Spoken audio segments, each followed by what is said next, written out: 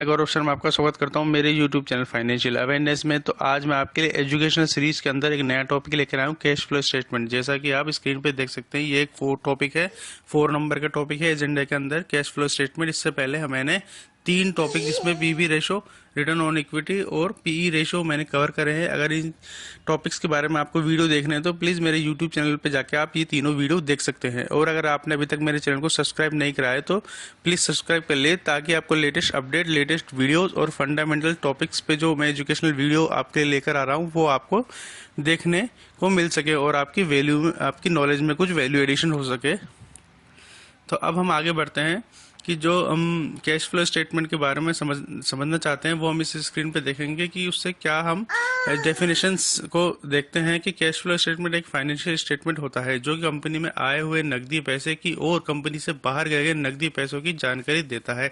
साथ ही ये बताता है कि यह पीरियड के दौरान कंपनी की कैश फ्लो पोजीशन में क्या बदलाव आया है। सामान्यतः हम कंपनी की एनुअल रिपोर्ट में कैश फ्लो स्टेटमेंट का एनालिसिस करते हैं। हमने कंपनी के कैश फ्लो स्टेटमेंट की अवधि 1 वर्ष की होती है। मतलब कि जितना भी काम हम कंपनी में हम कैश में करते हैं, मतलब जो पेमेंट हमको हाथों हाथ मिल जाता है, जो एक्सपेंडिचर्स होते हैं, उसके बारे में ये हमको बताता है कि कंपनी में कितना रिजर्व्स है। और जो कैश फ्लो है, अगर हमारे पास कैश फ्लो रहेगा, मतलब हमारे पास कंपनी के पास कैश आता रहेगा, डेट नहीं रहेगा, वो कैश आता रहेगा, तो हम उसके अकॉर्डिंग हम प्लान कर सकते हैं अपने बिजनेस को। अगर हमारे हाथ में पैसा रहेगा तो अगर हमारी सेल बहुत ज़्यादा है मगर हमारे हाथ में पैसा नहीं आ रहा है, हमारे अकाउंट्स में पैसा नहीं है, तो एक ये बिजनेस के लिए बहुत ही सर्वाइवल वाली कंडीशन आ जाती है। वहाँ से बिजनेस एक जो है अच्छा बिजनेस भी बहुत मुश्किलों में पड़ सकता है वहाँ से। ये देखिए इसके जो कैश फ्लो स्टेटमेंट है, कितना इंपॉर्टेंट टॉपिक है ये देखने के लिए।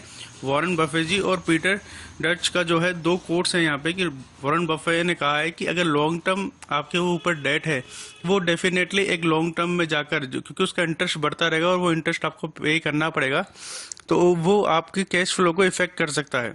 दूसरा वहीं जो पीटर डंच वो कह रहे हैं कि अगर ये जो न्यू एंटरप्राइजेज होते हैं, जो न्यू एंटरप्रेन्योर्स होते हैं, उसमें जो प्रॉफिट होता है वो शुरू के अंदर वो प्रॉफिटेबल नहीं बना पाते अपनी एंटरप्राइज को, तो उसको प्रॉफिट को अगर वो नहीं बना पा रहे हैं, मगर वो कैश फ्लो को ध्यान में रखें, वो अपना पूरा जो वर्क है, जो काम है, वो कैश के अंदर करें, जो कैश फ्लो स्टेटमेंट है उसको इम्प्रूव करें।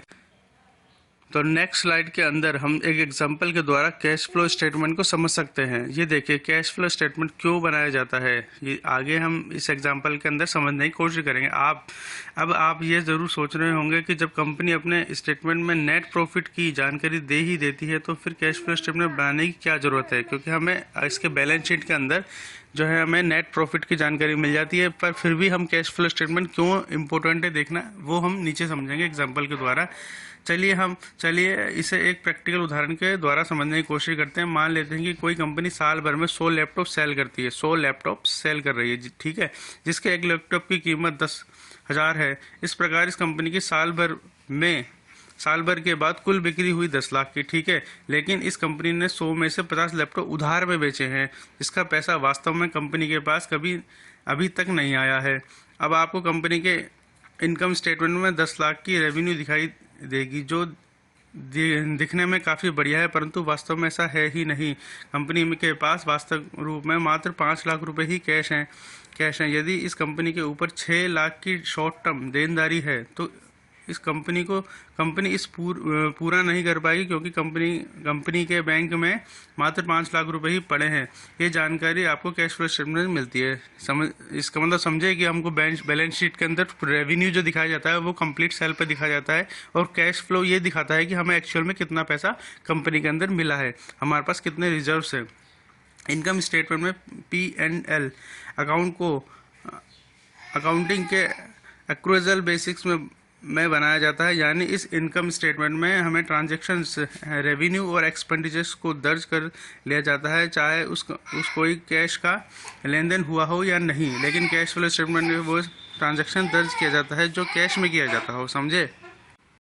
कैश फ्लो स्टेटमेंट कैसे बनाया जाता है, तो इस स्लाइड के अंदर हम देखेंगे कि कैश फ्लो स्टेटमेंट कैसे बनाया जाता है। कैश फ्लो स्टेटमेंट 3 मदों में मिलकर बनता है। पहला है cash flow from operating activities, cash flow from investing activities, cash flow from financing activity. इन तीनों मदों के फाइनल फिगर को जोड़कर नेट इनकम या नेट डिक्रीज निकाला जाता है। नेक्स्ट स्लाइड के अंदर हम देखेंगे कि cash flow from operating activities से कैसे कैलकुलेट करा जाता है। पहले देखते हैं हम, कोई भी कंपनी जो अपने व्यापार को चलाने के लिए जो एक्टिविटीज करती है वह ऑपरेटिंग एक्टिविटीज के अंतर्गत आती है।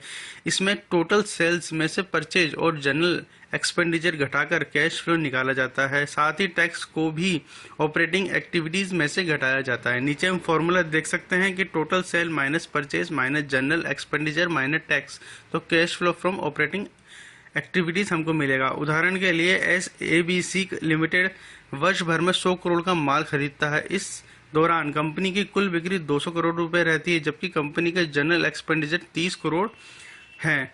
यदि कंपनी अपने प्रॉफिट पर 20 करोड़ का टैक्स जो है चलाया जाता है तो कंपनी कैश फ्लो इस प्रकार इस कंपनी का cash flow from operating activities जो होगा वो 50 करोड़ रहेगा। किसी भी कंपनी का आकलन करते समय ये जरूर देखें कि उसका cash flow from operating activity positive है या नेगेटिव। यहाँ हम देख सकते हैं, आपके सामने एग्जाम्पल है।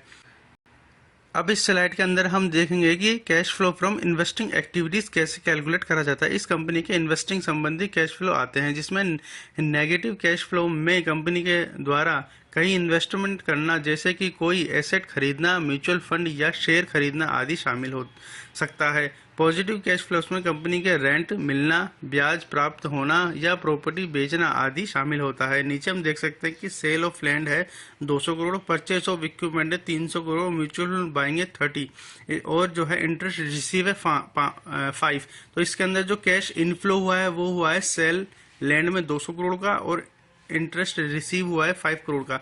वहीं जो एक्सपेंडिचर्स में आएगा, जो हमारे कंपनी से सेल जो अमाउंट गया है वो गया है purchase of equipment and mutual fund buying में। तो जो इसका कैश फ्लो रहा है वो नेगेटिव के अंदर रहा है 125 करोड़।